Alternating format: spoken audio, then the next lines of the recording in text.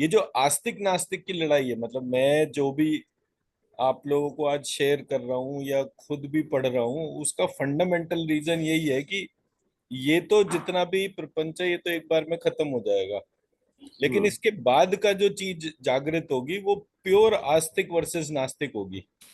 हम्म। उसने एक जगह कहीं बोला था कि जब आएगा बीसम बीसा, ना रहेगा ईसा ना रहेगा मूसा, बस रहेगा रूसा।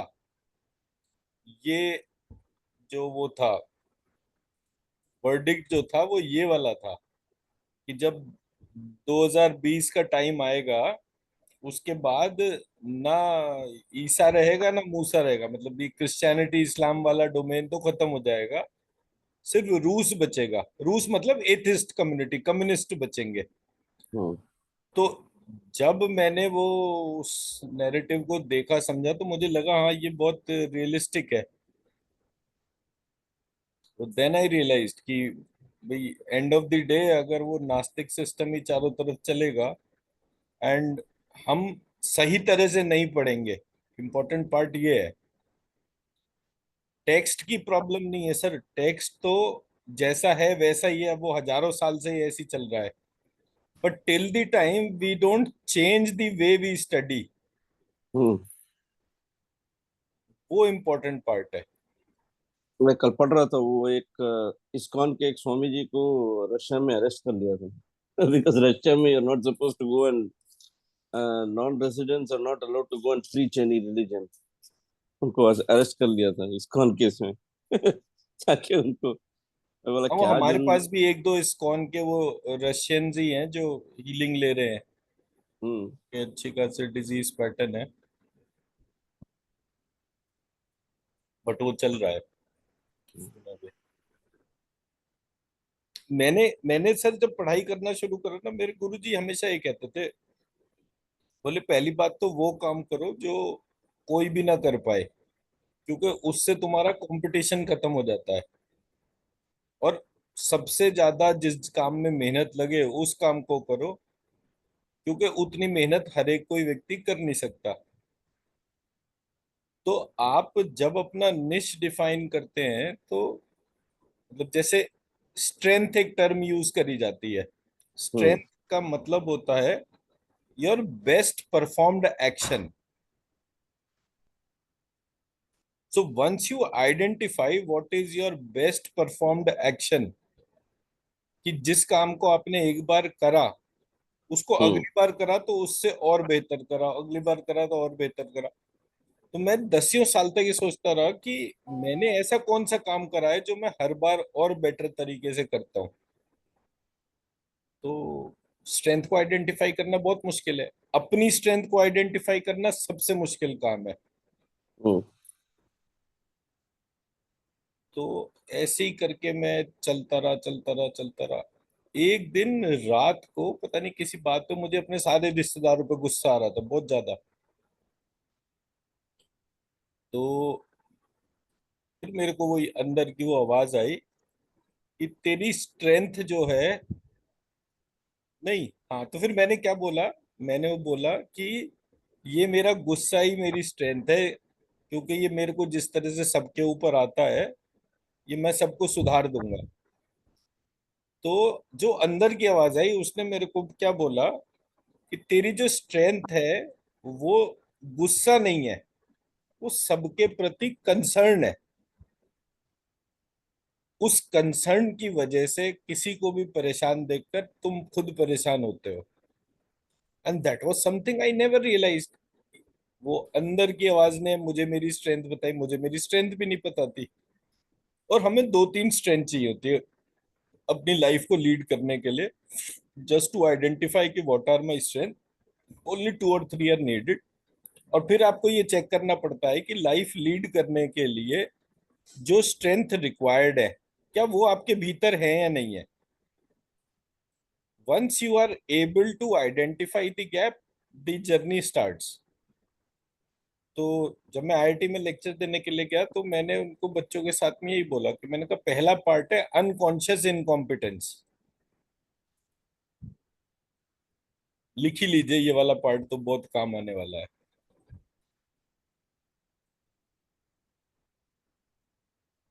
आपको ये पता ही नहीं कि आपको क्या आता है, क्या नहीं आता।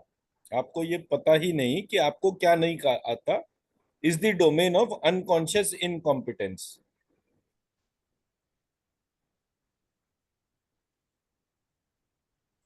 फिर उसके बाद सेकंड डोमेन जो आती है, वो आती है कॉन्शियस इनकॉम्पिटेंस। आपको ये पता चलता है कि आपको क्या नहीं आता।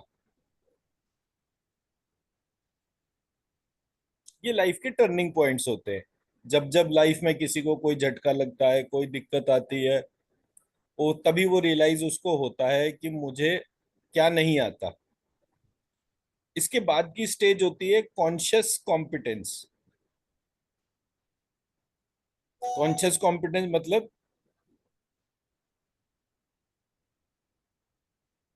मैं ये जानता था कि मुझे क्या नहीं आता, और मैंने वह सब कुछ सीख लिया।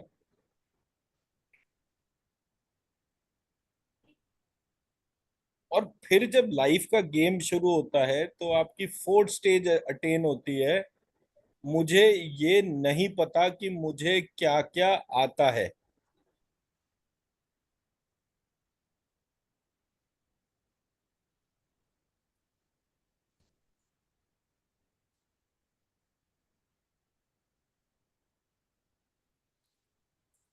मैं मेरा पॉइंट समझा पाया? सबसे पहला पॉइंट हमारा अनकॉन्शियस इन। हाँ। Unconscious incompetence. हमें ये पता ही नहीं कि हमें क्या नहीं आता। हम्म। हम अपनी दुनिया में मगन है, हम अपने ही उसमें सिस्टम में अटके हुए हैं, हमें ये समझ ही नहीं रहा कि ये क्या दुनिया कैसी चल रही है। तो जब तक मुझे ये पता ही नहीं है कि मुझे क्या नहीं आता, तब तक तो मैं अटका ही रहूंगा। कहीं ना कहीं कुछ ना कुछ ऐसा होता ही रहेगा कि जिसके तौर पे फिर लाइफ में व्यक्ति को झटका लगता है। और जब उसको झटका लगता है लाइफ में, तब उसे पता चलता है कि अरे, ये क्या हो गया, ये वाली सी चीज तो मुझे पता ही नहीं है। वो हर एक व्यक्ति की लाइफ में वो झटका देने वाला काम जो है वो ईश्वर ही करता है। कुछ भी ऐसा होगा जिसके बाद जब आप अपने आप को एक बहुत बड़ा तीरंदाज समझते हो, और सडनली एक ऐसी डोमेन आपके सामने आती है कि you are a utter failure, उस टाइम पर आपकी जो है ओ सॉरी, क्या कहते हैं इसको, अनकॉन्शियस ओ सॉरी कॉन्शियस इनकॉम्पिटेंस की डोमेन जागृत होती है। अरे, मुझे ये नहीं पता, जिसकी वजह से मेरा ये लॉस हो गया। और जब वो वाला पार्ट आता है, तब आप एक्चुअली सही मायने में कुछ सीखने के बारे में इंटरेस्टेड होते हैं, वरना इंटरेस्टेड भी नहीं होते।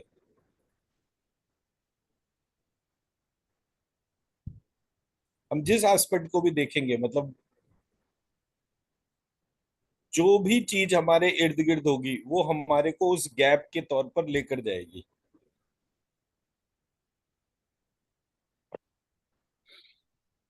तो हीलिंग की जो जरूरत आती है वो तब आती है जब आप कॉन्शियस कॉम्पिटेंस की स्टेट को अटेन कर लेते हो, और उसको अपने अंदर इतना इम्बाइब करते हो कि कोई भी चीज ऐसी रहती नहीं चाहिए जो आपको ना आए।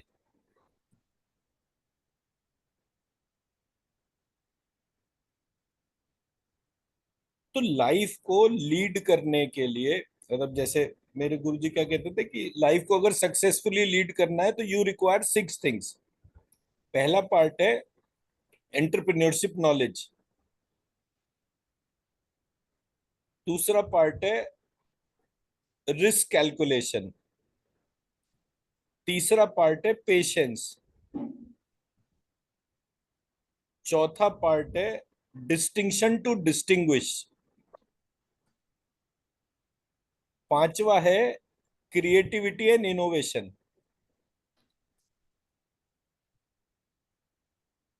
और छठा है अंडरस्टैंडिंग ऑफ लाइफ साइकिल।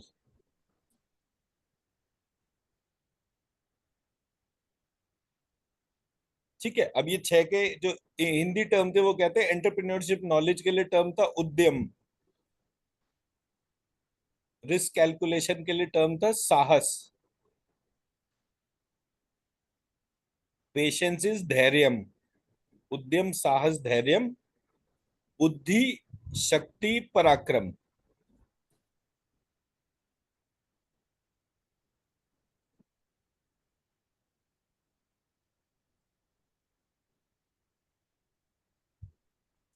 अगर किसी व्यक्ति को ये छह चीजें समझ में आती है तो वो एक सक्सेसफुल व्यक्ति बन जाता है।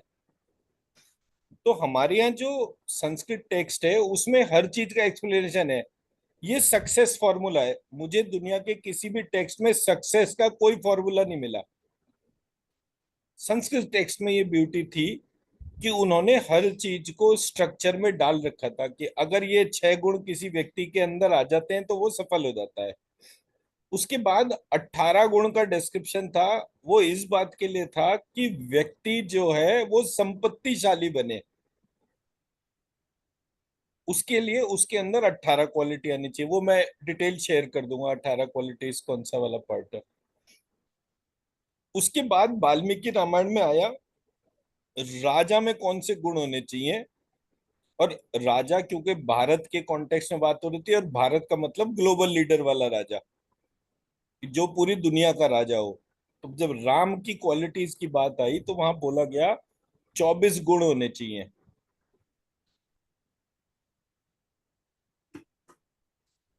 अब जब 24 गुणों की बात आई तो मैं ध्यान से देखने लग गया कि ये कैसे, तो ये मुझे याद दिला दीजिएगा, मैं व्हाट्सएप पे पूरी लिस्ट शेयर कर दूंगा आपको। हाँ। ठीक। तो हमारे को हमारा एजुकेशन सिस्टम कभी ये नहीं सिखाता कि लाइफ में सक्सेसफुल कैसे बने, वो सिर्फ हमें कुछ टॉपिक बताता है। और जब जब मैंने इस तरीके का एस्पेक्ट देखा तो मैंने रियलाइज करा कि हमारे यहाँ जो टॉपिक्स का सिंक है, जैसे फॉर एग्जांपल आप सीए का सिलेबस आज आप देखेंगे, जब आपने पढ़ा था और आज जब आप रियलाइज करेंगे तो आपको पता चलेगा कि मेरा सीए का सिलेबस ही एक्चुअली बहुत इन सिंक नहीं था। कि जिसको मतलब पढ़ने के हिसाब से अगर सारी चीजें इन सिंक होती तो पढ़ना बड़ा आसान होता, बट क्योंकि वो स्ट्रक्चर ही अजीब सा था तो उसका जो मेजर अंडरस्टैंडिंग था वो बन ही नहीं पा रहा था। And somebody was always busy in terms of corrupting the curriculum। ये जैसे अपने शुक्ला जी हैं, शुक्ला जी जब आयुर्वेद पढ़ रहे होंगे तो आयुर्वेद पढ़ते पढ़ते इन्हें 100 चीजें ऐसी लगी होंगी ये पता नहीं क्यों है, और आज जब इतने साल 15-20 साल इन्होंने अपनी प्रैक्टिस कर ली तो ये जब आयुर्वेद को मुड़कर देखते होंगे, बोले बताओ इस तरह से मुझे बताया कि आयुर्वेद ऐसा होता है, अगर इसकी बजाय ऐसे समझाते तो ये मुझे पूरा समझ में भी आ जाता और मैं पूरा पढ़ भी लेता। उसी तरह से जब बच्चे मैथ्स पढ़ते हैं, 11th 12th की पढ़ाई करते हैं, तो वहां पर वो करिकुलम रिलेटेड इश्यूज है। जैसे ही वो 10th तक आते हैं, उसके बाद जब 11th 12th में जाते हैं तो कैलकुलस जो है वो फिजिक्स में डिफरेंशियल और इंटीग्रेशन की कैलकुलस आ जाती है। और इमिडिएटली उसके बाद का जो पीरियड है उसको जब आप देखते हैं तो वहां पे इंटीग्रेशन 12th में आती है, डिफरेंशियल 11th में आती है। और वो पूरे का समझ आती नहीं, क्योंकि फिजिक्स की प्रॉब्लम्स जो होती है 11th क्लास की वो डिफरेंशियल और इंटीग्रेशन दोनों के साथ में होती है। सो हमेशा करिकुलम एक चैलेंज था। तो जब मैंने ये पूरे प्रोसेस को आइडेंटिफाई करा और अपने कंसर्न को देखा तो मैंने जाना कि मेरे लिए सबसे मुश्किल पार्ट क्या है। तो मैंने कहा अगर हम सारे के सारे इस मोक्ष की दुकान के चक्कर में पड़े हुए हैं तो इसका सिलेबस क्या है, और क्या ये एक्चुअली इतना कॉम्प्लिकेटेड है। हम्म। और फिर वो क्वेरी, जैसे हम छोटे छोटे एस्पेक्ट्स को देखते हैं, मैंने कृष्ण और अर्जुन दोनों साथ साथ थे। एक को मैं भगवान कहता हूँ, दूसरे को बिल्कुल नहीं कहता कि भाई उसके अंदर भगवान की कोई क्वालिटी है। जब वो उसको विराट स्वरूप दिखा दिया तो उसे मोक्ष ले लेना चाहिए था, वो युद्ध लड़ने के लिए क्यों आया। विच मीन्स कि हमारे टेक्स्ट में कोई एम्बिगिटी है। जितने भी लोग अरे भाई गीता पढ़ा करो, अरे भाई गीता पढ़ा करो, अभी गीता पढ़ के क्या करना है। अगर मुझे दुनिया से भागना है तो मुझे गीता पढ़ने की क्या जरूरत है? अगर मुझे दुनिया के युद्ध में पार्टिसिपेट करना है तो मुझे गीता पढ़ने की आवश्यकता है, वरना मैं क्यों पढूं? तो हमारे जो स्ट्रक्चरल एबिलिटीज थी उसको हमारे टेक्स्ट ने करप्ट कर रखा था। एंड देन आई रियलाइज, मेरे एक दफे मेरे गुरुजी ने मुझे बोला था, मतलब ये ऑलमोस्ट जब वो 90 साल के करीब रहे होंगे, 80 से 90 के बीच में रहे होंगे, तो उन्होंने बोला कि बेटा बड़ा बुरा समय आ गया, अच्छा बच्चा जो है वो साधु नहीं बनता। अब यहाँ से मेरी लाइफ में दो क्वेश्चन शुरू हुए। पहली बात तो मैंने वो पेन को आइडेंटिफाई करा कि जो मतलब एक टीचर के लिए सबसे बड़ा पेन क्या है कि मैंने अपने जीवन में इतने वर्ष तप तपस्या करी और मैं किसी को सिखाना चाहता हूँ और वहां पे कोई सीखने वाला ही नहीं है। ये पहला पेन था। द सेकेंड एलिमेंट वाज, क्या जानने के लिए साधु बनना जरूरी है? तो अब क्योंकि हम तो अपने गुरुजी के वो उस टाइम पे पक्के वाले चेले थे। अब आज तो खैर बहुत सारी चीजें हो गई, बट उस टाइम पे तो बहुत पक्के वाले थे। तो मैंने कहा ऐसी व्यवस्था बना देता हूँ कि उसके बाद ये समस्या ही नहीं रहेगी। इस उद्देश्य से मैं अपनी पूरे जर्नी में पढ़ने बैठा। और मेरे को अंदर की आवाज बहुत साल से आ रही थी, बहुत साल से। मतलब 2005 से तो एक्टिवली वो चली रही थी मेरे साथ में। जिसको मैं बोलूं कि मुझे, मैं वो क्वेश्चन बताऊंगा भी आपको, आप कहोगे ऐसा क्वेश्चन किसी भी सिचुएशन में नहीं आ सकता किसी व्यक्ति को। तो वो जो अंदर की आवाज थी वो आ रही, और मैं कहता था अच्छा, जब वो आवाज आती थी तब कोई ना कोई फाइनेंशियल डिस्टरबेंस भी आती थी। तो मैं कहता था मैंने ऐसी चीजें ही नहीं सुननी जो मुझे फाइनेंशियली जो है परेशान करे। मैं सुनता ही नहीं। कोई जितना मर्जी चीख ले मेरे कान पे आके, मैं नहीं सुनूंगा। तब फिर एक दिन बड़े युद्ध उद्ध मचते थे, तब गुरुजी बोले कि भाई अगर नहीं सुनेगा तो ये प्रॉब्लम नहीं रिजॉल्व होगी। मैंने, गुरुजी 100% होगी।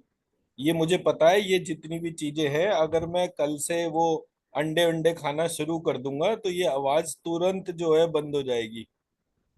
सर आप विश्वास नहीं मानोगे, एक हफ्ते में मैंने शायद 50-60 अंडे खा लिए।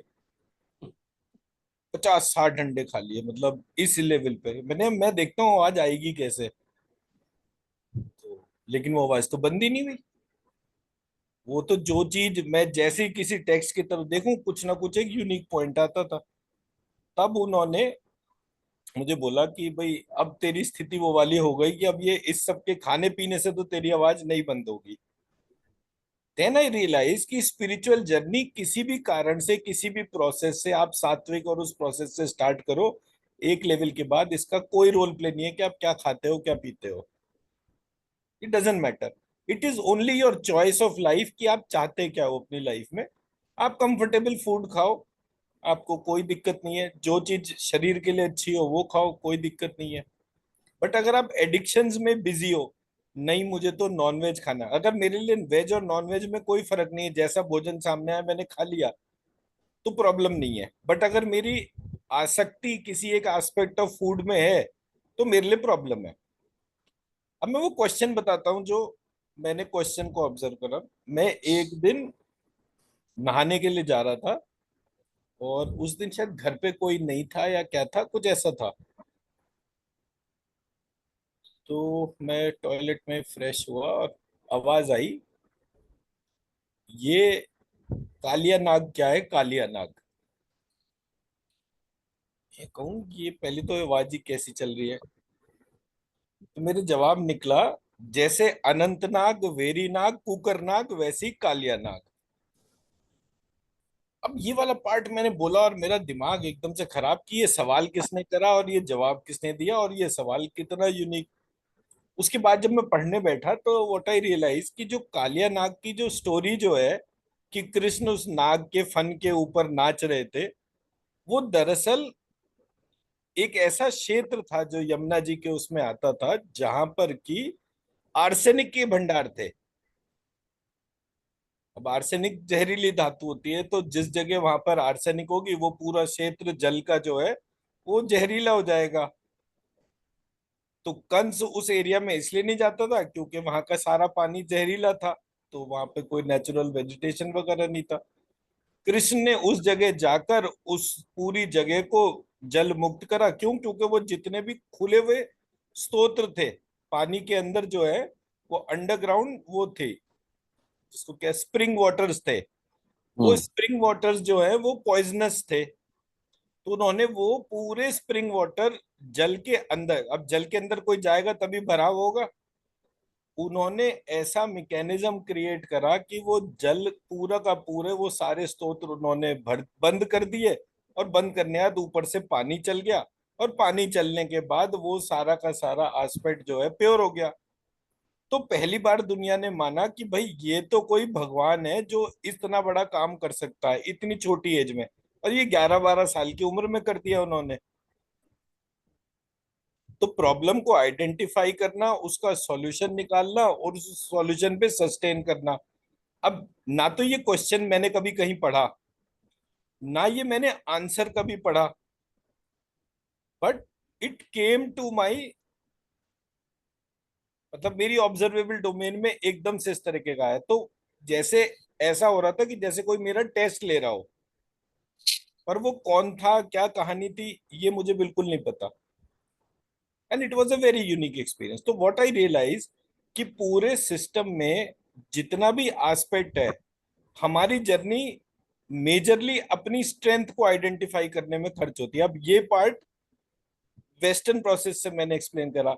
आपको याद होगा एक दफे मैंने धर्म का प्रोसेस बोला था। तो हाँ धर्म के उसमें मैंने बोला था वर्ण आश्रम, वर्णाश्रम, प्रायश्चित और गुण। हम्म गुण और ये स्ट्रेंथ एक चीज है। हम्म वहां वो एडजेक्टिव के तौर पे यूज हो रही है, प्रॉपर्टी के तौर पे यूज हो रही है, यहां पर ये एक्शन के तौर पे यूज हो रही है हम्म कि what is your best performed action. और हम्म जब आप अपने आप अपना इंट्रोस्पेक्शन करते हैं, उस बेस्ट परफॉर्म्ड एक्शन को जैसे ही आप टच करते हैं, इमिजिएटली आपकी पावर्स इनफाइनाइट हो जाती है। हम्म क्योंकि उस डोमेन में जाने के बाद आपको जरा सा भी मतलब क्या कहते हैं वो, मतलब ये सोचना नहीं पड़ता कि ये कैसे होगा। वो जितनी बार भी होगा उतनी बार और बेहतर और बेहतर और बेहतर। जब ये वाला पार्ट आया तो मैंने कहा ऐसी कौन सी चीज है जो हमें और बेहतर बना सकती है। तो पहली बार श्रीम मेरे सामने आया, हम्म और जब मैंने वो श्रीम देखा तो मैंने कहा हाँ ये वो चीज है जो हर एक व्यक्ति को उसके इनफाइनाइट पोटेंशियल से कनेक्ट कर सकती है। क्योंकि हमें ये हम्म तो पता ही नहीं कि हमारे माता पिता ने किस उद्देश्य से हमें पैदा करा। हम्म बहुत सारे बच्चे ऐसे होते हैं जहां पर कि माँ बाप ही जो है उनको मारने के हिसाब से बैठे। बहुत सारी जगह ऐसी होती है कि बाकी सारे रिश्तेदार उस बच्चे को मारने के लिए बैठते हैं, पर वो तो बच जाता है। हम्म तो वो कौन बचाता है उस पूरी सिचुएशन में? और वो बच्चा उस स्ट्रेस डोमेन में जब बाहर निकलेगा किस तरह का होगा? अब कोविड के टाइम पे पूरी दुनिया में जितने बच्चे पैदा हुए, उनके अंदर जो साइकी है वो बहुत ही डिफरेंट सी है। वो बच्चे हम्म डर की डोमेन में पैदा हुए हैं। हम्म उनका बिहेवियर पैटर्न, उनके डिजीज पैटर्न कहीं भी किसी को समझ में नहीं आएंगे, और ये करोड़ों की तादाद में है। क्योंकि उस समय आदमी कह रहा था घर में बैठो क्या करो, बोले बच्चे ही पैदा कर लो। कपिल हम्म शर्मा ने भी 2-2 बच्चे उसी ड्यूरेशन में करे। तो देन आई रियलाइज कि हमारी जो प्रेजेंट डोमेन में जो सिचुएशंस है वो हमें फ्यूचर की प्रॉब्लम्स को रिजॉल्व करने के लिए तैयार कर रही हैं। अब जैसे मैंने मतलब ये टर्म लिखा, अंडरस्टैंडिंग ऑफ लाइफ साइकिल, पराक्रम के अगेंस्ट लिखा। हम्म अब अंडरस्टैंडिंग ऑफ लाइफ साइकिल अगर आप देखें तो सर मैं अगर इसको फाइनेंशियल पॉइंट ऑफ व्यू से बोलूं, तो टोटल पॉपुलेशन में कितने लोग एंटरप्रेन्योर बनते हैं, उन एंटरप्रेन्योर्स में कितने बिजनेस हाउस में कन्वर्ट होते हैं। तो ये तो एक लाइफ साइकिल हो गई ना। हम्म फिर वो जो बिजनेस हाउस है, वो बिजनेस हाउस कितने लाख वाले होते हैं, कितने करोड़ वाले होते हैं, कितने अरब वाले होते हैं, कितने खरब वाले होते हैं, ये हमारा कैटेगराइजेशन हो गया। हम्म तो जो बिजनेस हाउस की लाइफ साइकिल को देख ले और समझ ले, हम्म मतलब कि इंडस्ट्री एज ए होल, और इंडस्ट्री का मैच्योरिटी और उसकी जो तो हर जगह वो लाइफ साइकिल का ही रोल प्ले आएगा। हम्म। तो जब हम उस पार्ट को समझ लेंगे तो हम पूरे बिजनेस प्रोसेस को इस बात के ऊपर फोकस करेंगे कि what is my vision mission, उद्देश्य क्या है, लक्ष्य क्या है। और जैसे ही वो लक्ष्य मैंने पकड़ लिया, सो लक्ष्यते इति लक्ष्मी, हम्म। काल संकर्षणी काली, ऐसे हम्म। करके हम इस एस्पेक्ट को, तो अब एक सरस्वती जी का और बच गया, जैसी वो आ जाएगा तो हमारी प्रॉब्लम जो है वो भी सॉल्व हो जाएगी। वो भी सॉल्व हो जाएगी, क्योंकि ये तीन ही है जो सारी दुनिया को चला रहे हैं। तो मैं मेरा पॉइंट समझा पाया कि जी जब जी। जब कोई डॉट मेरे से कनेक्ट होता है एक से, तो वो मेरे को एक ऐसे एस्पेक्ट से डेवलप करता है which is absolutely phenomenal.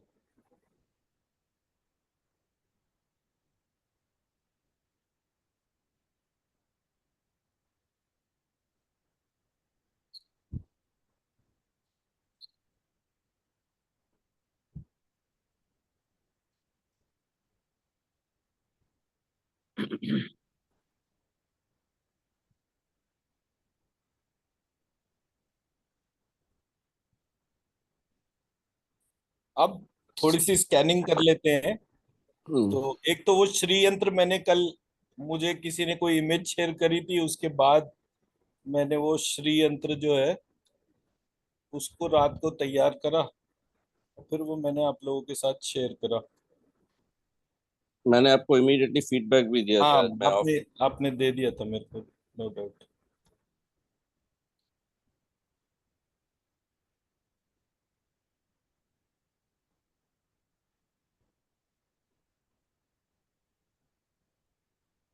In fact वो कल शिव योग वाली लेडी थी, वो उसके घर में कोई प्रॉब्लम थी, बड़ी यूनिक हम्म। थी। हम्म।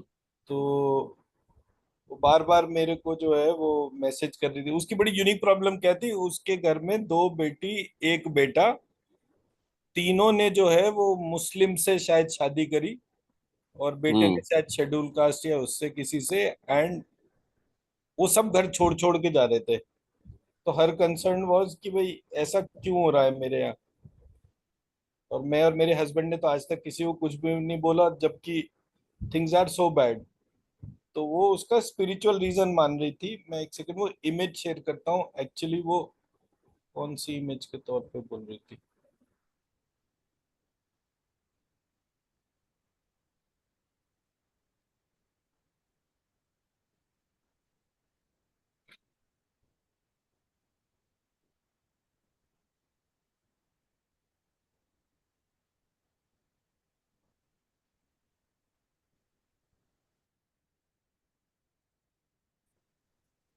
ये देखिए जरा इमेजेस।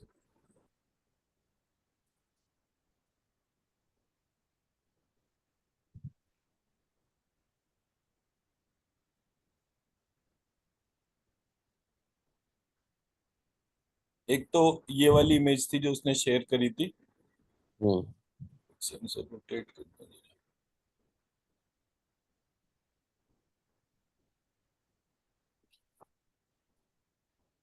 दूसरी इमेज ये वाली शेयर करी थी, ये वाली। हम्म।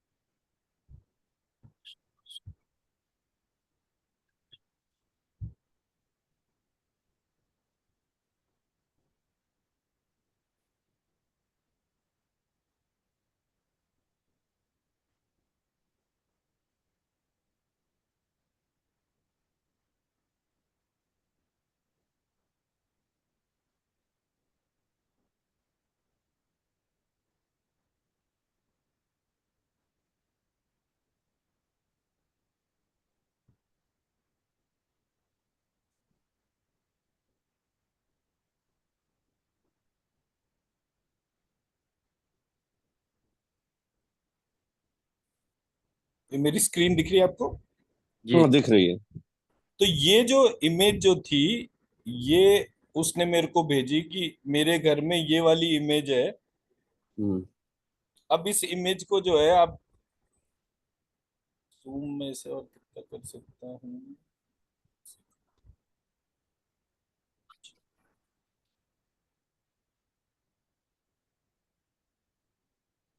इसमें क्या है, ये जो बीच का हिस्सा है यहाँ बारीक बारीक राम नाम लिखा हुआ है। हम्म। श्री राम लिखा हुआ है। हाँ, श्री राम लिखा है। ऊपर कोई बारीक बारीक मंत्र लिखा हुआ है, और बीच में उसने जो है ये श्री यंत्र के अंदर हर ट्रायंगल में श्रीम लिख रखा है। हम्म। हम्म। जहां जहां जितने भी पॉइंट्स थे उसके तौर पे। और ये ओम ह्रीम ऐम क्लीम, आई एम ह्रीम क्लीन। ओम ऐम ह्रीम क्लीम, ये इसने ऐसे लिख करके लिख रखा है। ओम श्री भैरवाय नमः। भैरवी भैरवी नमः। भैरवी नमः। भैरवा। पर ये लेडी जो है ये उससे है ये। तो बोले कि आज तक हमने नहीं करा और हम बहुत परेशान हैं। हमने इत्तेफाक से कोई वीडियो देखा आपका यूट्यूब पे, तो इसलिए मैं आपसे अपनी प्रॉब्लम का सॉल्यूशन चाहते हूँ। तो मैंने वो अपना जो बीज मंत्र वगैरह लिखता था या श्रीम के जो ऑल्टरेशन थे वो मैंने उसको भेज दिए। तो इन दी फर्स्ट को इमेज जो है बड़ी विभत्स टाइप की लगती है, बट इट्स अ वेरी हाँ। Very positive image. There is no negativity in it. Hmm. तो जब ये वाला पार्ट आया तो मैंने कहा अच्छा। तो दूसरा पार्ट उसने जो दूसरी इमेज शेयर करी थी वो थी ये वाली। ये तांत्रिक वर्जन ऑफ ये है श्री यंत्र। आई डोंट नो, जो भी है। खुद। इसमें भी जैसे देखेंगे तो ये सब जगह इसने यहाँ पे बारीक बारीक जो है वो श्री राम टाइप का ही कुछ लिख रखा है। और ये इमेजेस और ये जो आस्पेक्ट्स थे और उसके बाद जो ये यंत्र थे, वो यंत्र में भी इसने बीज मंत्र और वो सारी डिटेल्स लिख रखी थी। तो मेरे को जो बीज मंत्र अपने पता थे वो मैंने उसको बता दी, बट ये श्री में लिख रही थी। तो हर बेसिक क्वेरी वाज कि भाई मेरे को यहाँ पर क्यों प्रॉब्लम आ रही है, मैं तो जो भी काम कर रही हूँ वो बड़े मन से और उसके तौर पर है। तो मैंने कहा अच्छा, आप ये जो है वो गजेंद्र मोक्ष पाठ वाला जो मेडिटेशन है इसको सुनो, थोड़े दिनों में जो गया है घर छोड़ के वो वापस आ जाएगा। तो विद दैट इंटेंशन, तो जब इसने मुझे ये वाली इमेज भेजी तो फिर मैंने जो है वो अपनी वाली इमेज बैठ के तैयार करी, जिसमें कि हर जगह मैंने वो श्रीम को लिखा। हम्म।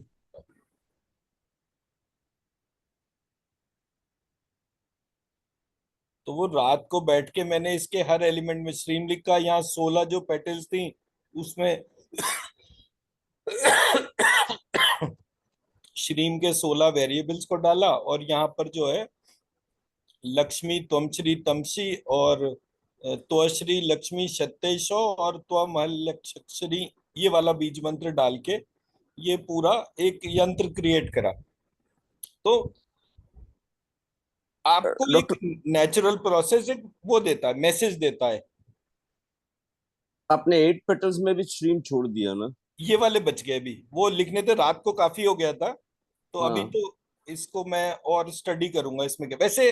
ये जो जितने भी श्रीम लिखे हुए हैं ना, ये हाँ। हम्म। बेसिकली श्रीम के साथ में जो हमारे 48 49 अल्फाबेट्स हैं वो आएंगे। हम्म। हम्म। तो अब जब मैं इसको बनाकर भेजूंगा आप देखिएगा इसकी एनर्जी फिनोमिनल चेंज होगी, फिनोमिनल। हम्म। हम्म। ये जो ट्राइंगल्स हैं ये जिस तरह से ऊपर और नीचे की जो ये लाइंस हैं, यही हम्म। इसके अंदर अल्फाबेट्स का जन्म होता है। हम्म। हमारे यहाँ जो संस्कृत का सिस्टम है उसकी जो सबसे बड़ी ब्यूटी है, जैसे नॉर्मली कोई भी सिस्टम जो है ना वो एक्साइम्स और थ्योरम के तौर पर होता है। एक्साइम बेसिकली अजम्पशंस को कहते हैं। हम्म। बट ये जो प्रोसेस है इसमें कहीं भी कोई भी चीज अजम्पशन बेस्ड नहीं है। अगर हम अपने संस्कृत के अल्फाबेट्स को देख रहे हैं तो वो हमारे भीतर के नाड़ी के गुच्छे हैं। हम्म। जिनका एक आकार प्रकार है। तो हम कहीं भी कुछ एजम्पशन पे नहीं चल रहे। हमारे यहाँ ऋषियों ने ध्यान में उन सारे अक्षरों को देखा और देख के आगे बताया, हम्म ऐसे करके। और जिसने एक ने देखा फिर उसने दूसरे को बताया, एंड हेंसफोर्थ ये पूरी साइकिल चलती रही। तो हम्म ये जो प्रक्रिया थी, ये प्रक्रिया में जो अल्फाबेट्स और उसका यूसेज जो था वो बड़े डिफरेंट तरीके से था। हम्म जैसे कि हमने ये अभी लास्ट अपनी क्लास के तौर पे आइडेंटिफाई करा कि ये शिव का जो मंत्र है, इसकी कितनी वेरिएशन पॉसिबल है। हम्म तो जैसे जैसे उस वेरिएशन को स्टडी करते गए, वैसे वैसे जो है हमारे उसमें जो ब्रॉडर स्ट्रक्चर्स हैं उनमें चेंजेस होने शुरू हो गए। हम्म उन चेंजेस की वजह से हमारे स्ट्रक्चर की जो क्लैरिटी थी वो धीरे धीरे आनी शुरू हो गई। फॉर हम्म एग्जाम्पल मैंने टर्म यूज करा कि भाई मैं अगर ओम नमः शिवाय से शुरू कर रहा हूँ पूरे प्रोसेस को, तो हम्म शिवाय जो है, अब नमः जो है वो मना हो जाएगा कि मैं ये अपने मन में कर रहा हूँ। हम्म तो जैसे ही मैं इसको मना कर रहा हूँ, मना से ऊर्जा बढ़ रही है। पर क्यों फिर किसी ने नमः करा, हम्म एंड क्यों किसी ने क्वेश्चन भी नहीं करा। हम्म तो जहां कहीं भी हम वो क्वेश्चन कर रहे हैं, अब शिवाय जो है वो मेरे लिए पहले तो शिव का मंत्र था, हम्म बट वही शिवाय जब मैंने इस पूरे प्रोसेस से देखा, तो वो शिवाय मेरे लिए जो है शिव और शिवा का कॉम्बिनेशन हो गया। जब वो शिव और शिवा एक साथ एग्जिस्ट कर रहे थे, तो ये मंत्र जो है वो मैस्कुलाइन आइडेंटिटी से उठकर मैस्कुलाइन विद फेमिनाइन आ गया, यानी कंप्लीट फैमिली का था। But nobody told me this part. Nobody mean मतलब नोबडी। आज तक मैंने किसी भी व्यक्ति को इस मंत्र को शिव और शिवा दोनों कहकर प्रोनाउंस करते हुए ही नहीं बोला हम्म कि ये मंत्र इस प्रकार है। तो ये जो छोटे छोटे चेंजेस हैं, इनका ऊर्जा पे कितना प्रभाव पड़ता है, वो हर व्यक्ति तब समझता है जब उसको ऊर्जा नापनी आए। किसी हम्म ने ऊर्जा नापने की क्रिया जो है वो हमारी पूजा पद्धति से बाहर कर दी। हम्म जैसे ही ऊर्जा नापने की, महसूस करने की क्रिया हमारे सिस्टम से बाहर हुई, तो ऑब्वियसली आप ब्लाइंडली बोल सकते हो, तभी तो बोलोगे। उससे पहले कैसे बोल सकते हैं। हम्म बट ऊर्जा नापना, ऊर्जा को उठाना, ऊर्जा को अपने भीतर डालना, ये वास्तविक योग था। ये योग की क्रियाएं हैं। हम्म पर किसी ने हमारी योग की क्रियाओं में से ये सारी चीजें हटाकर हमें एक्सरसाइजेस पे लगा दिया। सारी दुनिया एक्सरसाइज कर रही है योग के नाम पर, और कोई पार्ट योग में उनको नहीं समझ में आ रहा। हम्म एक व्यक्ति मुझे ये नहीं मिला जो ये मुझे ये बताए कि डीप ब्रेथ करने से प्राणों की उत्पत्ति होती है। ये तो इत्तेफाक से मैं वो बगलामुखी रिलेटेड कुछ काम कर रहा था, तो मैं उसकी लोकेशन आइडेंटिफाई करने लगा कि इम्यूनिटी एक्चुअली जनरेट कहाँ से होती है।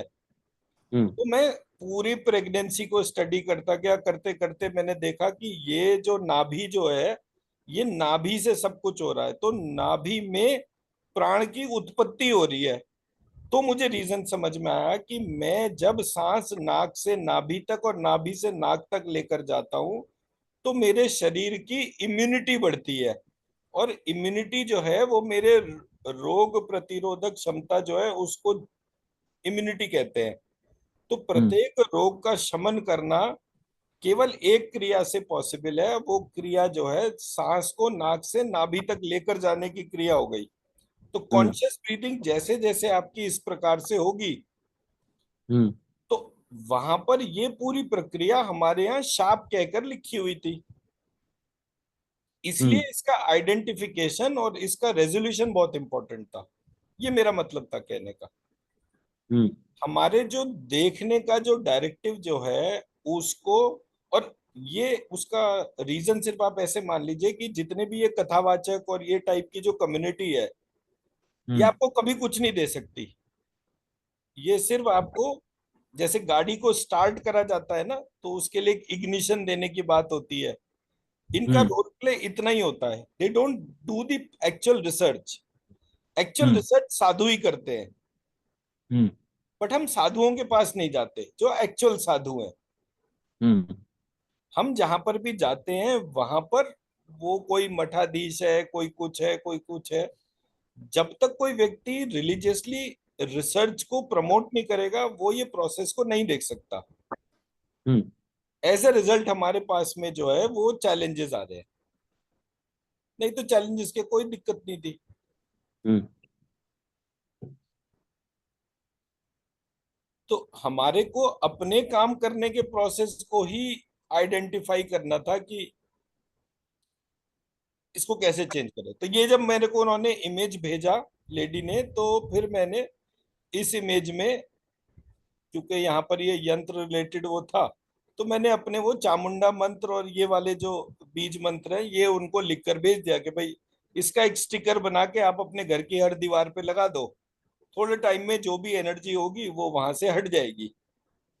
सो ये उनका एक कंसर्न एरिया था कि भाई वो ये मानती थी कि कहीं ये बीज मंत्र जो मैं लिख रही हूँ कर रही हूँ इसका कोई नेगेटिव रोल तो नहीं है। So that way.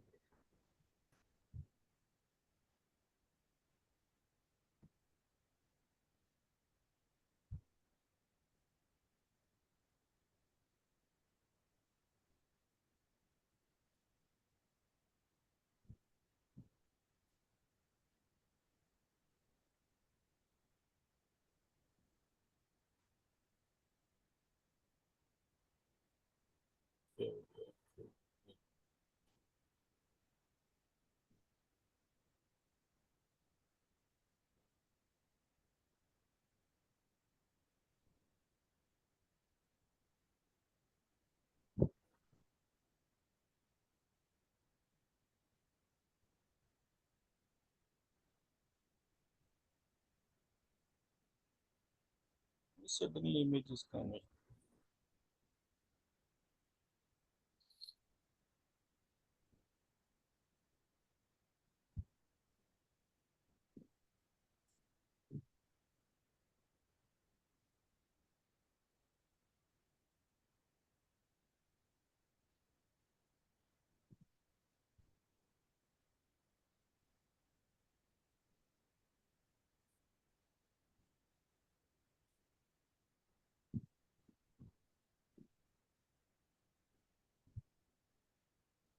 अब ये एक हमने मंत्र लिखा था भगमालिनी और ये वाला। भगवान का भेजा था आपने? जी। Why I'm not able to see these images? खुल क्यों नहीं रही है?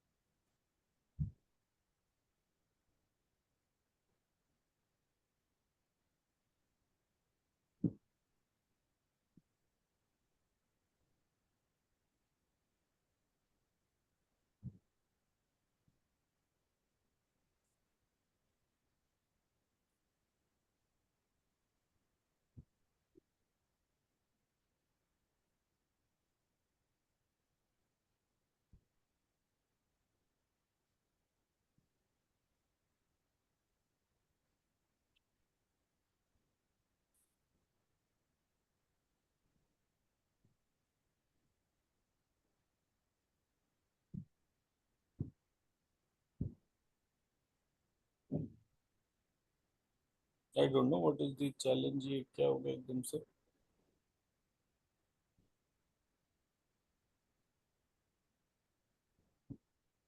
अच्छा, कल एक अच्छी न्यूज ये रही कि वो मैं ऐसी जैसे गूगल न्यूज जो फोन पर आती है उसको देख रहा था, तो उसमें वो आईआईटी मंडी की कोई न्यूज थी और उसमें हमारे कोर्स का डिस्क्रिप्शन दे रखा था। तो कल इतना मजा आया, बिकॉज गूगल न्यूज पे कोई चीज देखने को मिले तो एक अनएक्सपेक्टेड होता है, तो उसका अलर्ट लगा रखा था। चलिए, अब ये पता नहीं इसमें क्या ग्लिच आ रहा है कि ये मैं इमेज को जैसे ही जूम कर रहा हूँ तो ये खुल नहीं रही है, तो इसको ऐसे ही हम स्कैन कर लेते हैं। तो ये जो मंत्र है जो भगमालिनी और इसका जो हमने शेयर करा है, इस मंत्र की एनर्जी को स्कैन करना है।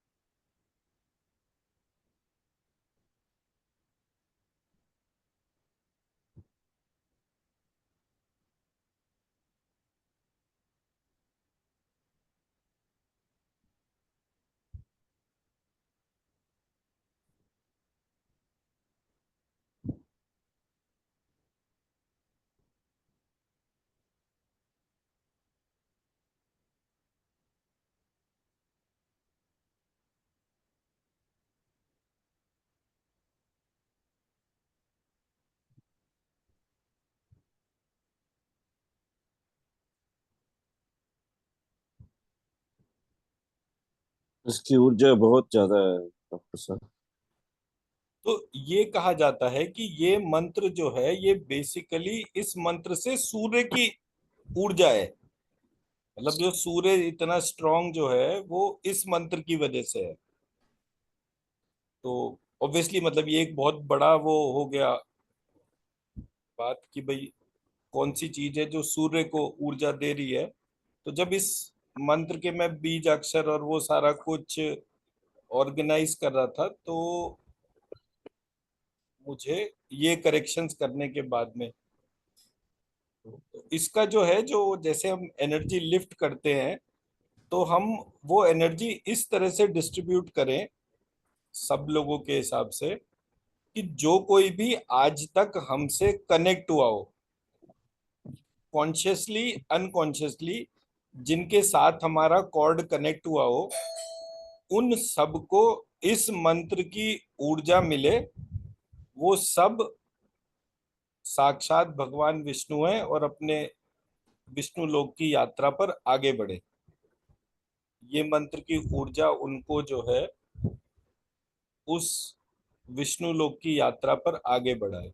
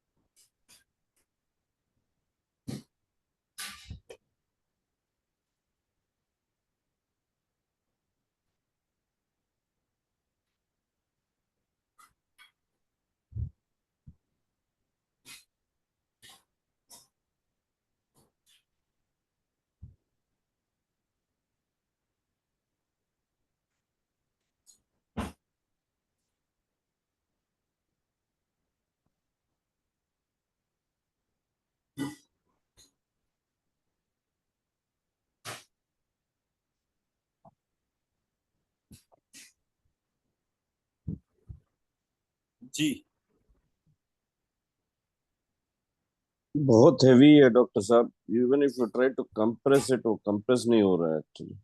राइट। स्ट्रेच भी नहीं हो रहा है और नीचे को हाथ जा रहे हैं, हैवी भी है, गुरुत्व भी है उसमें। बहुत बहुत बहुत हैवी है वो।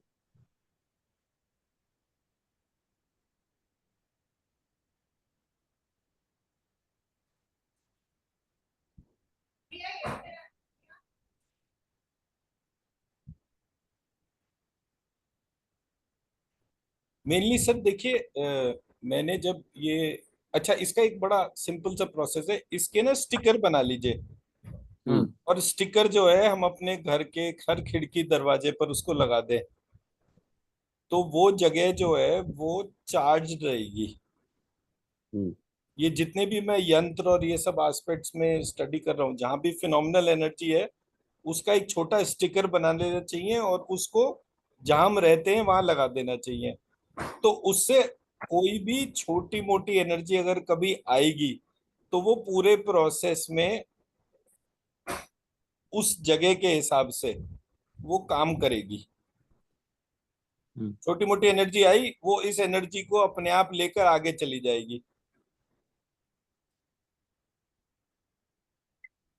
तो जितना भी हमारे यहाँ पूरी दुनिया में स्पिरिटेड वर्ल्ड है, उसको जो है वो मुक्ति चाहिए, और उसकी मुक्ति के हिसाब से कोई सोच नहीं रहा। ये जितने भी युद्ध, जितने भी एस्पेक्ट्स बार बार ऐसे क्रिएट हो रहे हैं डिस्टरबेंस के, वो एक तरीके का स्पिरिटेड एनर्जी इफेक्ट ही है। हम्म, तो जब हम इस प्रकार से उसका मोक्ष ध्यान करेंगे, हर एक व्यक्ति, अब वो किसी क्रिश्चियन के घर पैदा हो, मुसलमान क्या हुआ हो, बौद्ध बौद्ध में हुआ, जैन में हुआ हो, कहीं भी पैदा हुआ, लास्ट राइट सब लोगों की राइट है। तो hmm, it is last rite is RITE, but last rite जो है वो प्रत्येक सोल का एक राइट है। हम्म, पर उनको हाँ, जो भी लाइफस्टाइल जिस तरह से भी इम्पैक्ट करता हो, तो वो उधर चले गए। जब गए हम्म, तो वहां पर उनको पता चला कि ये तो एक मेजर एरिया था, हम मिस कर रहे थे। तो वो हम्म, वापस करेक्ट कैसे करें, क्योंकि वो फंस गए। तो ये हम्म, जो मंत्र की ऊर्जा है वो इनको उस डोमेन से बाहर निकाल कर अपनी आगे की जर्नी पर भेज देगी। Hmm, and which is what the situation is. हम्म,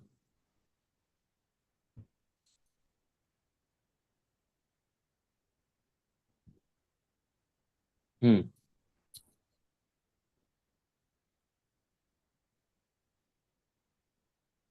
जैसे ही जितनी भी सोल अपने प्रोसेस में उस एनर्जी को लेकर रिलीज होंगी, और हम्म, ये चीज एक ब्राह्मण ही कर सकता है, हम्म, किसी को भी रिलीज करने की एबिलिटी वो एक ब्राह्मण के भीतर ही है और कहीं नहीं है।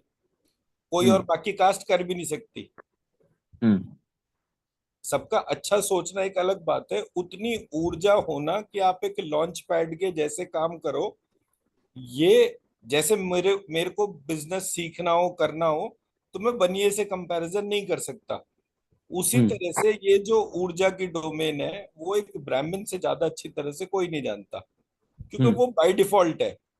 हम्म, और हमारा जन्म ही सबके सैल्वेशन के हिसाब से हुआ है। हम्म, तो जब हम इस मंत्र की ऊर्जा उठाकर, हर वो व्यक्ति जो भारत में, तो पहले तो भारत बिल्कुल ऑर्गेनाइजर वो रहे कि भाई आप ये आशीर्वाद दो कि ये देश चारों तरफ से सुरक्षित हो, और यहाँ पर जितनी भी स्पिरिटेड फोर्सेस है in terms of Christianity, in terms of Islam, जो हमारे यहाँ कब्रिस्तान और इन सब जगहों पर है, वो सब मुक्त होकर अपने विष्णु लोक की यात्रा पर आगे बढ़े।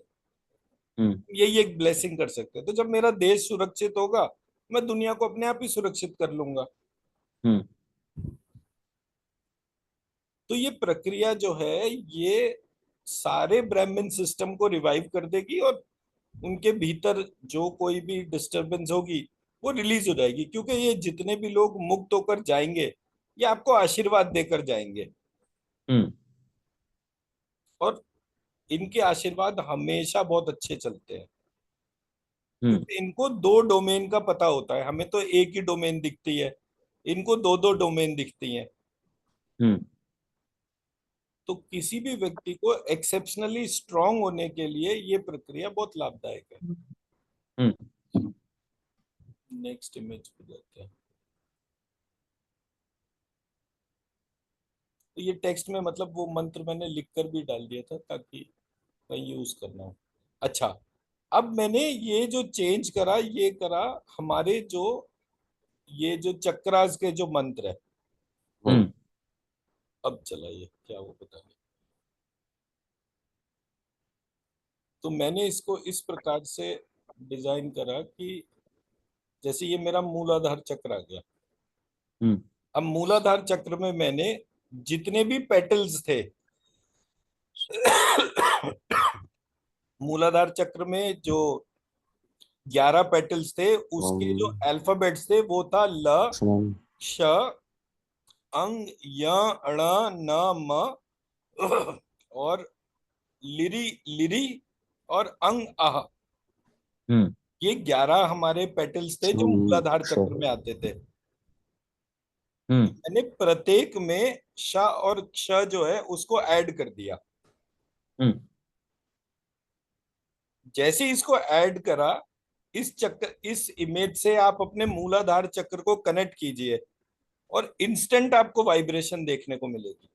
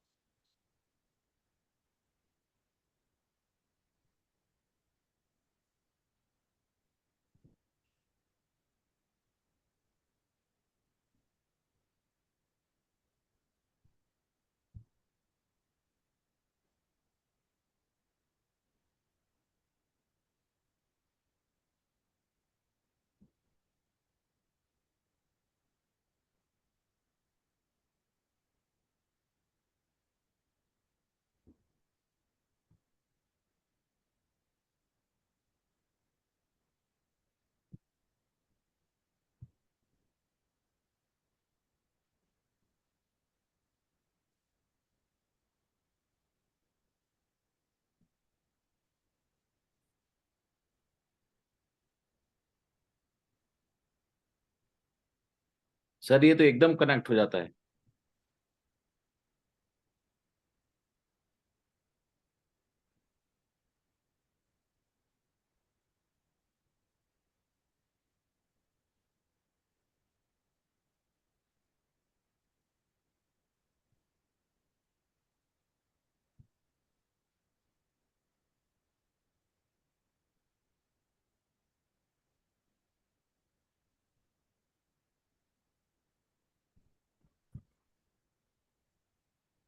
जी Ramesh sir. Yes, sir. Immediate connection है, and you can feel the vibrations in every petal in the Mooladhara. ये विशुद्धि है। सेम प्रोसेस में विशुद्धि से आप इंस्टेंट कनेक्ट कर सकते हैं।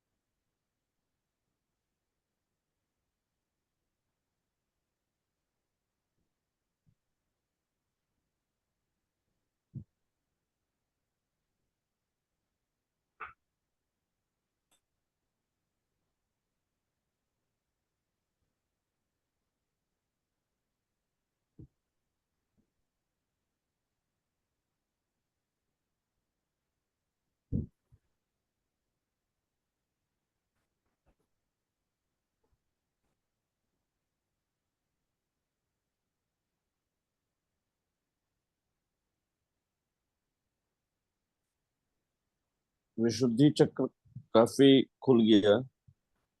There is a strong sense of smell.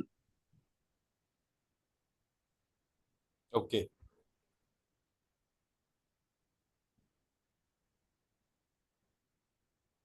Right. मैंने क्या किया सर, मैंने पहले मणिपुर वाला जो है ये उसको जागृत किया, फिर स्वादिष्ठान, फिर अनाहत, विशुद्धि और फिर मूलाधार, और फिर वो डॉल्फिन इफेक्ट देख रहा हूँ. तो बिल्कुल क्लियर है, एकदम से क्लियर, एकदम से क्लियर. और तीनों की तीनों फिंगर पे है वो टच.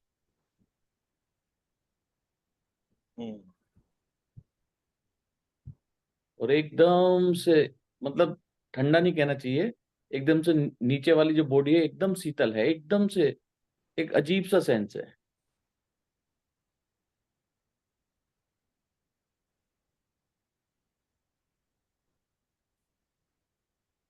विशुद्धि में ये ऐसा एक बड़ा लगता है कि अच्छा अच्छा वो आपने वो बताया नाप तोल करने के हिसाब से ना, कि आप अपनी नाड़ी को ही अगर ऑब्जर्व करेंगे, which is a very easy measure. जितने भी लोग इस प्रकार से अपनी नाड़ी को मेजर करके कितना पल्स चल रहा है उसको आइडेंटिफाई कर लेते हैं, तो मंत्र का इफेक्ट बहुत साइंटिफिकली एक्सेप्ट हो सकता है. लेकिन इसमें सर, इसमें कुछ है नहीं. जो हमारी वेन है या आर्टरी है उसकी 3 लेयर हैं. अम- अंदर वाली जो एकदम इनर मोस्ट है, ल्यूमन वाली जो एपिथेलियम हो गया, उसके बाद 3 लेयर हैं. Tunica media, tunica externa, tunica interna. तो जब हार्ट वो फोर्स के साथ उसे उसमें वो भेजता है आर्टरी में ब्लड को, तो जो एपिथेलियम लेयर है, अगर वो उसका ब्लीडिंग क्लियर एकदम फास्ट है, तो वो वहां पे हल्का सा पूरी नाड़ी में जो आता है वो पल्स इफेक्ट आता है. लेकिन नाड़ी के किसी एक हिस्से पे ऐसे जैसे वो एकदम से डॉल्फिन उभरती है नीचे गिर जाती है, ऐसे अचानक आता है, एकदम से आता है अचानक. कभी कभी वो पोज जो है वो काफी लंबे समय के बाद आता है. लेकिन अगर हम कॉन्शियसली कनेक्ट हैं, जैसे मैं बिल्कुल, तो अगर मैं देखता हूं तो वो एकदम इंस्टेंट आता है और तीनों उंगलियों पे आता है, तीनों की तीनों उंगलियों पे. अच्छा, मैं माफ कीजिएगा, लेकिन मैं जो है मैं सिंगापुर गया था और वहां डॉल्फिन डांस होता है. तो वो डॉल्फिन को पास लेके आते हैं और उसको किस करवाने के लिए कहते हैं. तो वो मैंने जानबूझ के उसको छुआ, उसको टच को महसूस किया.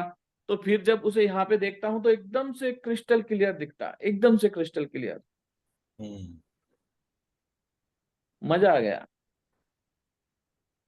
तो अभी ये जो, इसको हाँ बोलिए.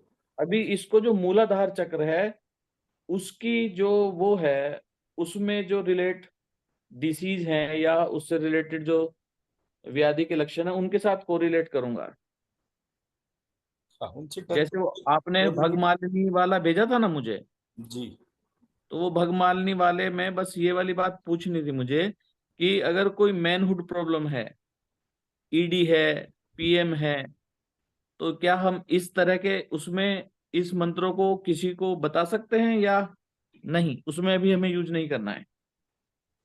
नहीं, देखिए ऐसा है ना, मंत्र का स्टिकर बन गया, वो स्टिकर अपने घर पे लगा दें.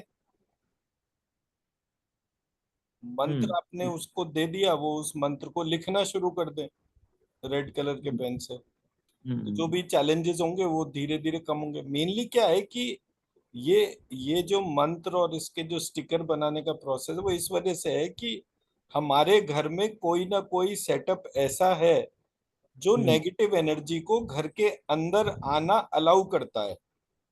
हम्म. आपको ना स्ट्रक्चर समझना पड़ेगा. ये 3 लेयर में स्ट्रक्चर है. एक हम्म. पार्ट है जो 9 चक्रा से संबंधित है.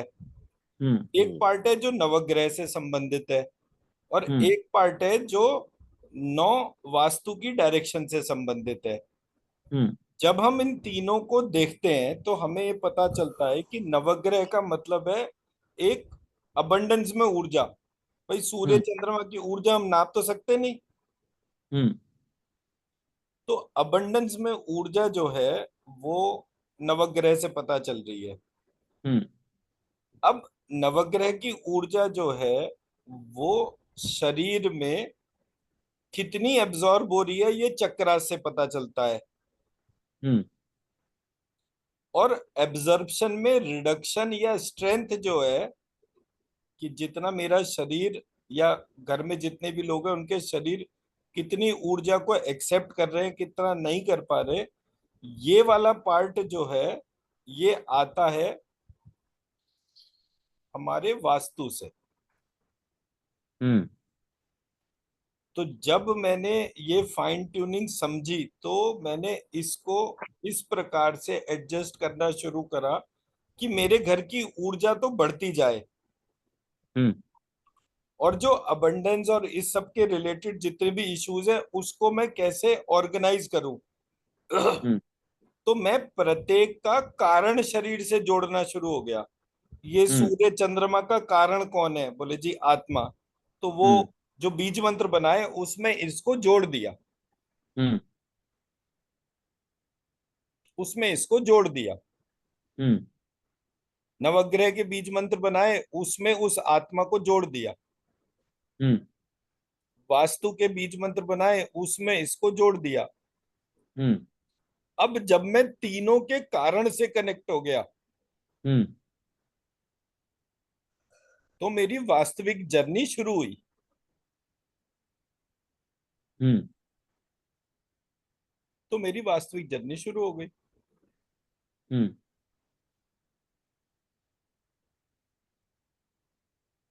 बात सिर्फ इतनी सी है। जी सर। हर जगह जो कारण शरीर है वही हमारी लाइफ में चेंज ला सकता है। उस हम्म कारण शरीर को हमने आइडेंटिफाई करना है। हम्म इस प्रकार से हम ये सारी इमेजेस को इवेलुएट करेंगे और इसका जो इफेक्ट हमारे ऊपर हो रहा है उसको इवेलुएट करेंगे।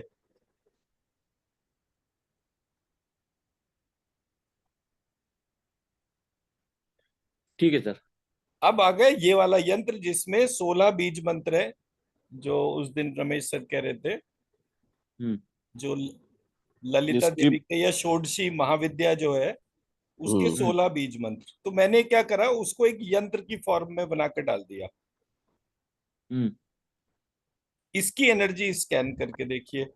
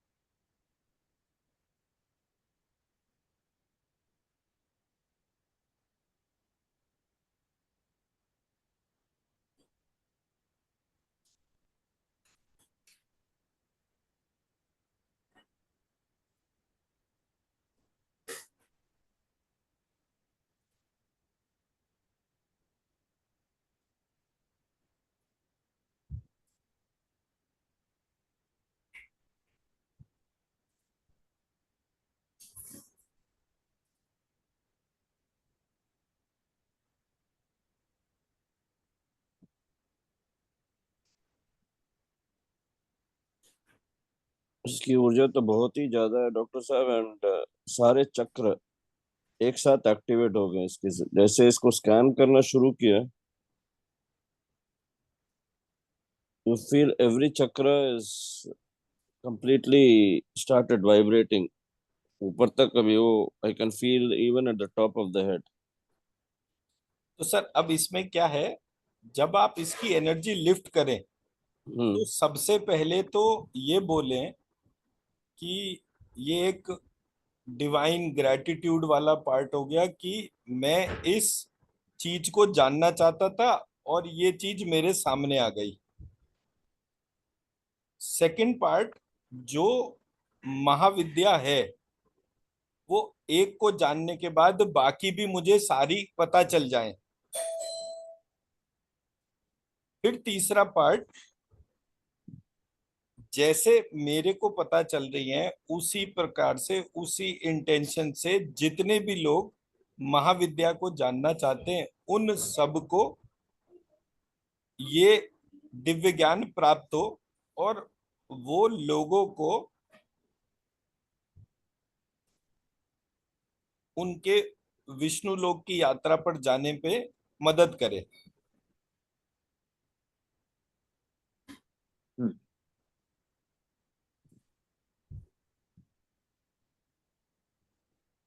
क्योंकि जब तक सारी महाविद्याएं नहीं जानी जाएंगी तब तक हमारे को डिवाइन क्रिएशन का कंप्लीट पार्ट पता ही नहीं चलेगा। हम्म। तो अगर हमें अपने भविष्य में पूरी दुनिया में जितने भी बच्चे उत्पन्न होते हैं हम्म। उनको विकार मुक्त करना है, तो ये हम्म। दिव्य ज्ञान बहुत आवश्यक है। हम्म।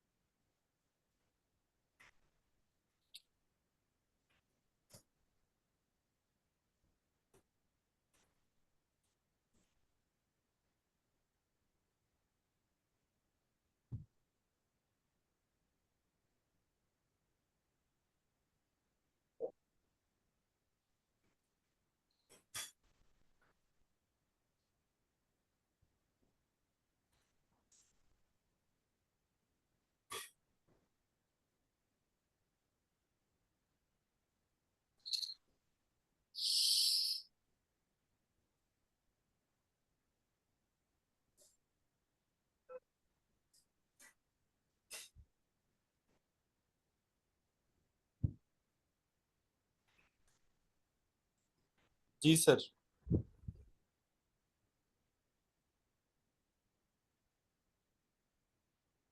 जैसे इसको डाला डॉक्टर साहब, द ब्रेथ बिकेम इंटरनलाइज। देखिए मैं अगर मैं हाथ रखता हूँ तो I don't feel my breath any more. Right.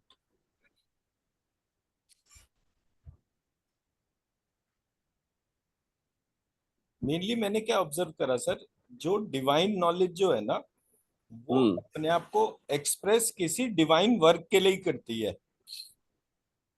अब मैं ब्रह्मास्त्र को जो है वो खांसी जुकाम बुखार ठीक करने के लिए यूज नहीं कर सकता। हम्म। तो जब तक मैं कुछ बड़ा नहीं सोचूंगा, तब तक बड़ी एनर्जीज मेरे पास नहीं आएंगी। मेरे को मेरा लक्ष्य भी बहुत बड़ा बनाना पड़ेगा। तो मतलब मैंने ये चीज रियलाइज करी। मैं जब जॉब में था तो कोई ना कोई एक जॉब में चैलेंज आता रहता था, तो मैं कहता था मतलब इसी तरह की पूजा उपाय कि भाई ये जॉब ठीक चलती रहे। तो देन आई रियलाइज कि मैं कर क्या रहा हूँ। मैं जो भी पूजा या उसका एफर्ट है उसको कितनी छोटी चीज में यूज कर रहा हूँ। मुझे ये मांगना चाहिए कि I should be financially well of, so that कि मुझे जॉब करनी ना पड़े। पर मैं अगर हर चीज जॉब करने के हिसाब से मांगूंगा तो मेरा तो काम अधूरा हो जाएगा। तो ऐसे करके वो छोटे छोटे पॉइंट्स, अच्छा जब तक आप खुद ठोकर खा के ना गिरो तब तक आप सीखते भी नहीं। हम दूसरे की गलतियों से थोड़ी सीखते हैं, जब खुद गलती करते हैं तब हमारा सीखने की प्रक्रिया शुरू होती है। अगर दूसरे की गलती से ही सीखना शुरू कर दें तो हमारे को चोट लगना ही बंद हो जाए। तो वो एक पार्ट है। तो ये, अब इसका रोल प्ले क्या है, हम इसको as a sticker form use कर सकते हैं अपने घर में। और जितनी भी बाकी, अब जैसे एक तो ये वाली महाविद्या में इस बीज मंत्र को जानने के बाद क्या क्या चीजें और इमर्ज हो रही हैं। बाकी जैसे हमारे यहाँ 9 महाविद्या हैं, तो बाकी 8 महाविद्याओं के भी बीज मंत्र जानने में हमें मदद मिले। उनका जो रोल है उसको समझने में, कैसे हम वो डिवाइन क्रिएशन के जो भी लेआउट या प्लान्स है उसको पूरा कैसे करें, फिर अपने आप को उस प्रोसेस में ऑफर करना चाहिए। हम्म। तो जब इस प्रकार से होता है तब वो प्रक्रिया, और ये बीज मंत्र मतलब आप ऐसा समझो कि अभी पता चल गया ये सावन के महीने में। अदरवाइज ये वाली किताब जो है तंत्र तंत्र, मैं शायद 2006-7 से पढ़ रहा हूँ। हम्म। समझ में ही नहीं आती थी। एक बार पढ़ा, 2 बार पढ़ा, 3 बार पढ़ा, कुछ ना कुछ ऐसा था जो बहुत अट्रैक्टिव था, जो मुझे बार बार प्रॉम्प्ट करता था कि अच्छा मैं इससे दोबारा कनेक्ट हूँ। हम्म। बट पता अब की बारी चला, मे बी कि ये आपका क्वेश्चन था और मेरे को वो क्वेश्चन को आंसर करना था, तो वो इस तरीके से हो गया।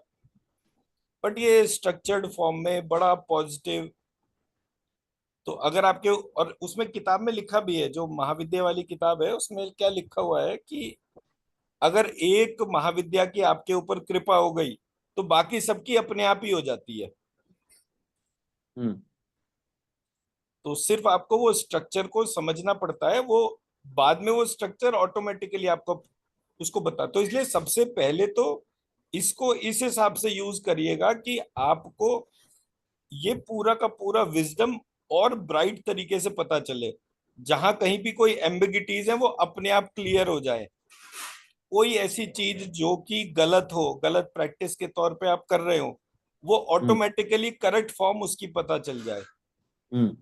क्योंकि बिना देवी की कृपा के देवी को कोई जान ही नहीं सकता।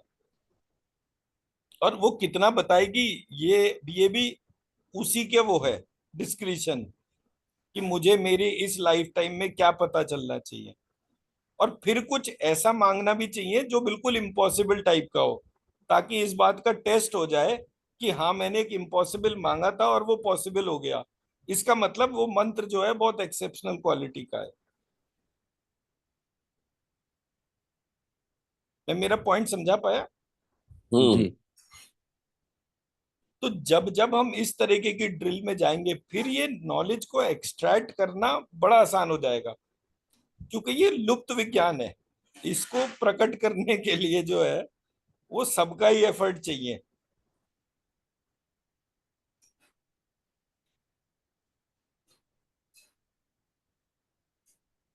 तो चाहे अपने लिए चाहे सबके लिए कुछ बहुत डिवाइन सा मांगना चाहिए, सो दैट कि ये मैनिफेस्टेशन पता चले कि हाँ क्या ये मैनिफेस्टेशन, भाई इतना जानना ही क्यों जरूरी है षोडशी महाविद्या को। और ये बड़ा सिंपल सा था, मतलब जो बाल मंत्र है उसमें 3 बीज मंत्र थे, जो ललिता है उसमें 9 बीज मंत्र थे, और जो षोडशी है उसमें 16 बीज मंत्र थे। जो 16 बीज मंत्र वाली प्रकृति है उसको त्रिपुर बाला सुंदरी ऐसे कहते हैं। एक को बाला, एक को ललिता। तो देन आई रियलाइज कि ये तो एक ही है जो अपने आप को कैसे भी डिपिक्ट कर सकती है। अब ये 16 पता चल गई तो मैं 16 से 16 और बना सकता हूँ, हर एक को 16 बत्ती पार्ट में डाल सकता हूँ, हर एक को हम्म, 50 पार्ट में डाल सकता हूँ। तो वो तो सभी जगह पॉसिबल हो सकता है। वो 32 वाला महाषोडशी हो जाता है। हाँ, तो ऐसे करके नहीं, मैं कह रहा हूँ सिर्फ एक बीज मंत्र को 16 या 50 पार्ट में आप बाइफरकेट कर सकते हैं। हम्म तो हर एक को उतने टाइम मल्टीप्लाई भी तो कर सकते हैं। हम्म सो वेरिएशंस की कोई लिमिट नहीं है। डिवाइन प्रोसेस समझ में आए कि इसका यूटिलिटी क्या है। हम्म मैंने एक दफे क्या नोटिस करा कि एक आदमी के नॉर्मली 10 से 15 हजार जन्म होते हैं। तो मेरी जो कार्मिक साइकिल है वो 15,000 लाइफ से मुझे इम्पैक्ट कर रही है। हम्म हर जन्म में मैं किसी एक फॉर्म में ईश्वर को ध्यान करता हूँ, या हो सकता है कोई जन्म नास्तिक ही बिता दूं। हम्म तो जब मैं इस प्रकार से इस प्रोसेस को करता हूँ तो मुझे वो बीज मंत्र जो है वो एक लाइफ में, अगली लाइफ में वही बीज मंत्र मेरे को एक अट्रैक्शन बन जाता है। ऐसे हम्म करके it takes 100 of life times to hmm decode one beej mantra. हम्म तो जब मैंने वो बीज मंत्र का पूरा प्रोसेस समझा, क्योंकि कोई भी व्यक्ति जो समाधि में जाता है वो हम्म एक बीज मंत्र को ध्यान करके उसी को ही ध्यान करता रहता है, हम्म कॉन्टिन्यूसली उसी को ही करना होता है उसको। हम्म तो जब एक बार 10,000 बीज मंत्र मैंने बनाए तो मैंने कहा हम्म मैंने अपनी 10,000 लाइफ टाइम को रिजॉल्व कर लिया। हम्म सो एवरीबडी जो भी अपनी स्पिरिचुअल जर्नी में है वो कितने बीज मंत्रों को ऑब्जर्व कर रहा है, और वो बीज मंत्र उसे पिछले कितनी लाइफ टाइम से परेशान कर रहे हैं। हम्म क्योंकि जैसे मैं भगवान के पीछे भागता हूँ, भगवान भी तो मेरे पीछे भागता है ना। ऐसा थोड़ी है हम्म कि बच्चा ही माँ के पास में जाता है, माँ भी तो बच्चे को पकड़ने के लिए जाती है। हम्म तो बहुत बार नहीं देखते कि बच्चा आगे आगे भाग रहा होता है, माँ पीछे पीछे भाग रही होती है। हम्म तो कृष्ण जी का तो बड़ा खास तौर पे ये वाला पार्ट था कि वो सबको इतना हम्म परेशान करते थे कि हर एक व्यक्ति उनके पीछे पीछे भागता रहता था। हम्म तो भाई स्ट्रक्चर हम उस प्रोसेस में भाग रहे हैं ऐसा नहीं है, वो ईश्वर भी हमारे पीछे पीछे भाग रहा है। हम्म उसका काम ही सिर्फ अपने बारे में बताना है। हम्म हमें उस प्रोसेस को समझना पड़ेगा कि हम उसको जानने की क्या तरीका डिफाइन करें जो वो सबकी प्रॉब्लम रिजॉल्व कर दे। हम्म मैं अपने आप को गर्भ काल में रखता हूं। अब मैं गर्भ के भीतर हूं, गर्भ हम्म के बाहर मेरी माँ कैसी है, मेरे को इस पार्ट को जानना है। जैसे ही आप इस प्रोसेस को डिकोड कर लेंगे, हम्म इंस्टेंटली आपका जो इनर जर्नी है वो ट्रांसफॉर्मेटिव हो जाएगा। हम्म हम्म मैं मेरा पॉइंट समझा पाया? हम्म जी। एक सेकंड।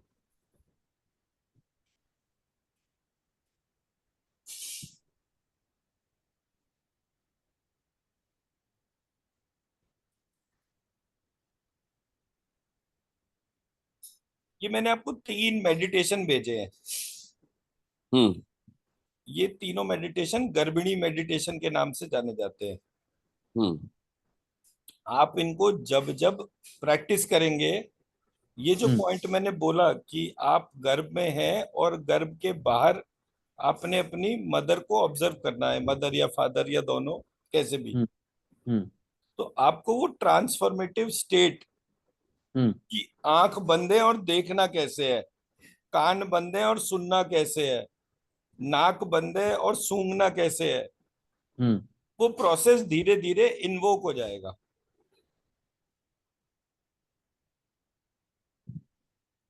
आपको सिर्फ इस मेडिटेशन को 3 मैंने शेयर करी हैं, 3 हम्म अलग अलग टाइम पर ये वाली मेडिटेशन थी, शायद और भी होंगी गर्मिड़ी मेडिटेशन के नाम से। हम्म, बट इनका काम जो है आपके इनर प्रोसेस की क्लीनिंग है। ठीक है।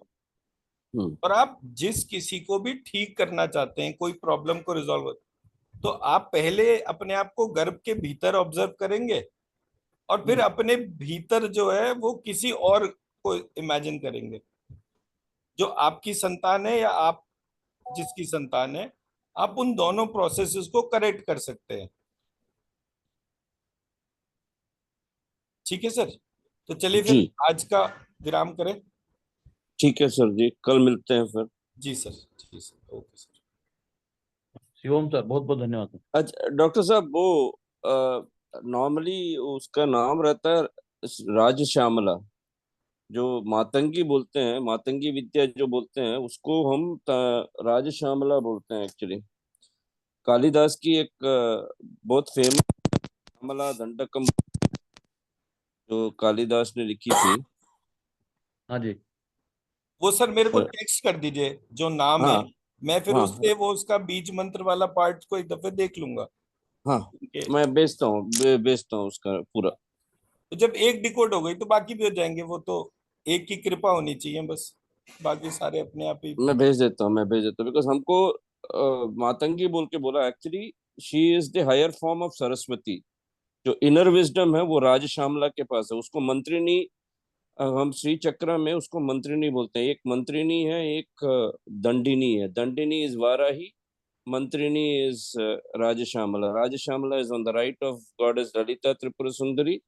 वाराही जो सेनापति है, she is on the left hand side basically, hmm which मैं symbolizes the left brain and the right brain basically.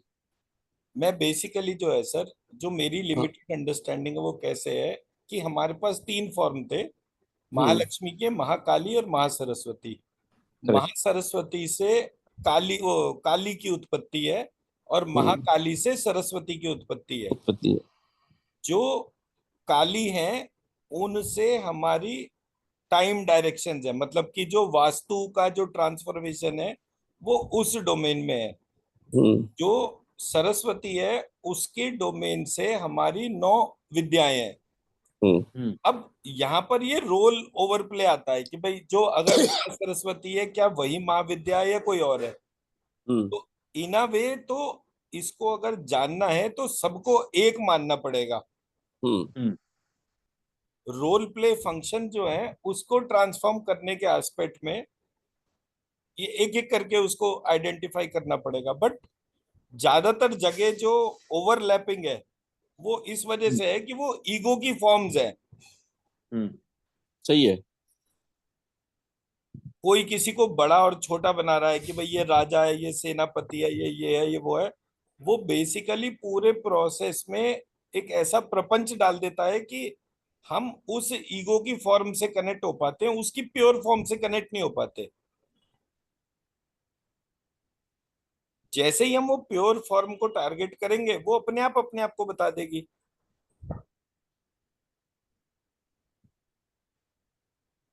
ठीक है ना सर। हम्म। ठीक है सर।